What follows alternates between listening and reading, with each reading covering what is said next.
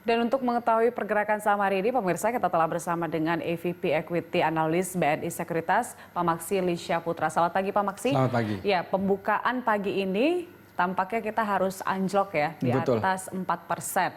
Dan berada saat ini di bawah level psikologis kemarin ya, di angka 4.000, bahkan sekarang udah 3.800 begitu.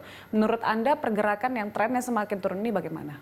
Sebenarnya kalau kita lihat ya, sentimennya sekarang sudah mulai membaik di global. Karena semalam Dow Jones sudah mulai naik, meskipun naiknya masih sekitar 1%. Setelah beberapa hari sebelumnya turunnya dahsyat ya. Dan juga kita lihat pada pagi ini pun juga bursa regional bergeraknya variasi. Mungkin saya lihat adalah kekhawatiran dari COVID-19 ini, Mbak Julita. Karena ternyata penyebarannya cukup masif ya di Indonesia, cukup bergerak sangat cepat. Dan bertumbuh terus. Bertumbuh terus ya, dari awalnya hanya berapa dan sekarang sudah terus meningkat. Dan secara global pun juga kasusnya itu telah mencapai di atas 230.000 ya. Dengan kematian mencapai di atas 9.000 atau mendekati 10.000. Nah itulah yang nampaknya cukup memberikan kekhawatiran kepada investor kita. Padahal sebenarnya saham-saham yang turun itu, apalagi kalau kita kemarin ya, kemarin yang sudah terkonfirm saham-saham turunnya hampir 7%, bank buku 4 dengan fundamental yang bagus, itu sebenarnya didorong oleh sentimen saja, bukan oleh fundamental. Nah, jadi ditambah lagi dengan rupiah yang terus melemah ini, Mbak Julita.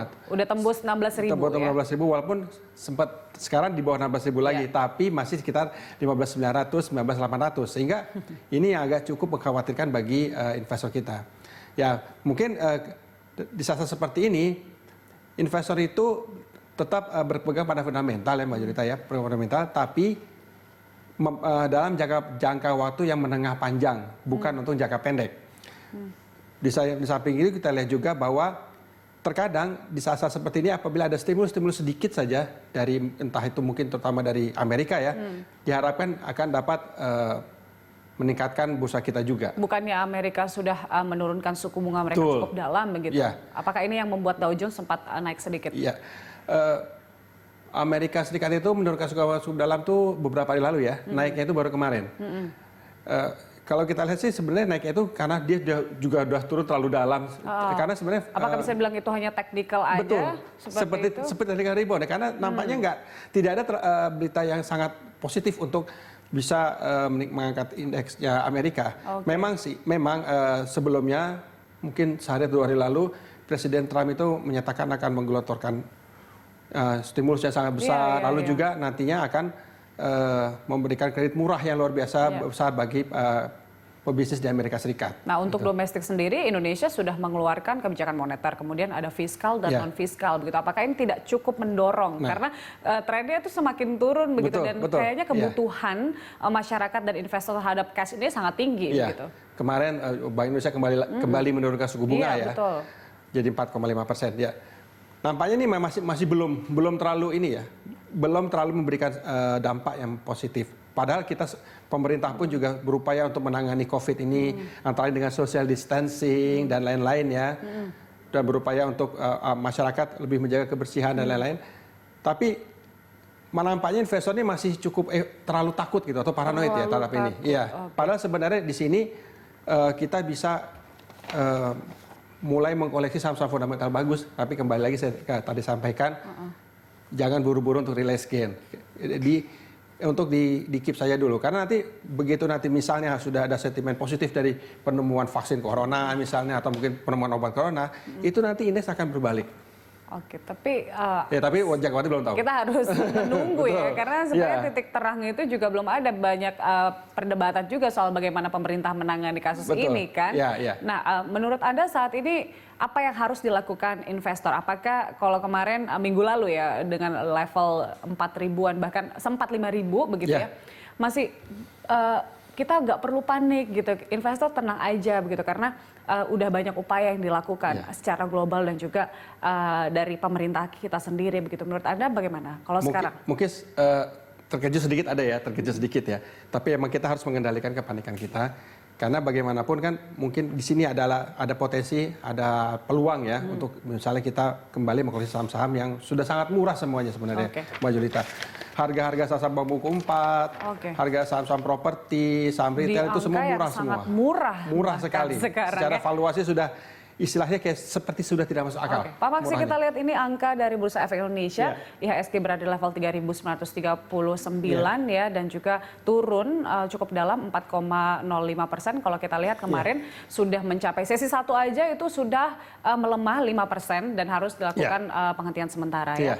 Tampaknya hari ini menurut Anda bagaimana prediksinya? Karena dikit lagi nih, 1% lagi. Berpotensi memang berpotensi.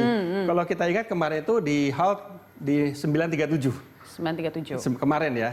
Sekarang 926 ya kita lihat berpotensi tapi ya semoga tidak terjadi. Kalau kita lihat itu di awal-awal kebijakan trading hold itu kan berpengaruh begitu ada trading hold, kemudian beberapa jam kemudian pembukaan lagi begitu. Setengah jam. Iya, ada teknikal sedikit lah, dia terdorong begitu. Tapi kalau kita lihat dalam 1 mingguan ini ada penurunan 5%, kemudian ada trading hold, sepertinya nggak ngaruh apa-apa, malah turun terus di kayaknya indeks kita. Sebenarnya begini, trading hold itu adalah untuk menahan penurunan lebih dalam. Menahan penurunan lebih dalam. Jadi kalau untuk indeks 5%, kalau untuk emiten 7%. Jadi apabila harga saham emiten sudah 7% turun hari itu tidak akan turun lagi. Begitu juga dengan kalau indeks masih bisa turun. Jadi misalnya 5%, hold. Terus misalnya diadakan perdagangan lagi, batas berikutnya 10%. Dan ini cukup ampuh dengan apa yang terjadi. Jadi kita penurunan itu tidak ada melebihi 6% lagi sekarang. Penurunan indeks ya. Jadi dengan adanya itu untuk menahan penurunan lebih lanjut. Karena kalau kita lihat seperti Dow Jones saja, meskipun mereka ada hold, nampaknya mereka tidak ada batasan. Sempat Dow Jones itu turun sampai hampir 13% dalam sehari. Betul. Kalau kita dengan adanya hold ini itu bisa dibilang tidak mungkin. Kalau turun sampai 13% misalnya. Ada saran Anda terakhir untuk para investor sekarang atau mungkin masih ada saham-saham yang bisa dilirik? Ya, sebenarnya saham itu banyak Mbak Jolita ya, dari perbankan, dari ada BRI, Mandiri ya, lalu juga ada BCA. Masih perbankan ya? Ya, masih perbankan, lalu juga misalnya dari properti ada BSDE, Summarecon, dan juga ada construction ada Wika. Properti juga masih bisa dicermati sekarang? Dan juga construction ada Wika yang kinerja cukup bagus. Nah, dari retail mungkin kita bisa melihat Mitra Di Perkasa gitu ya. Nah, jadi sebenarnya beberapa saham itu dapat menjadi acuan juga bagi investor. Walaupun sekarang memang lagi tren turun, kembali itu jangka waktunya itu menengah panjang. Oke, itu yang harus diperhatikan investor ya, jangka menengah panjang. Pak Maksi, terima kasih telah bergabung bersama kami pada pagi hari ini. Terima kasih. Ya pemirsa, sampai di sini IDX Opening Bell menemani pagi Anda. Anda bisa mengirimkan informasi dan saran kepada kami lewat email di redaksi@berita1.tv atau follow kami via Twitter, Facebook, YouTube, dan Instagram. Mewakili rekan Cikal Multazam dan atas nama seluruh kerabat kerja yang bertugas, ucapkan terima kasih atas kebersamaan Anda. Sampai jumpa.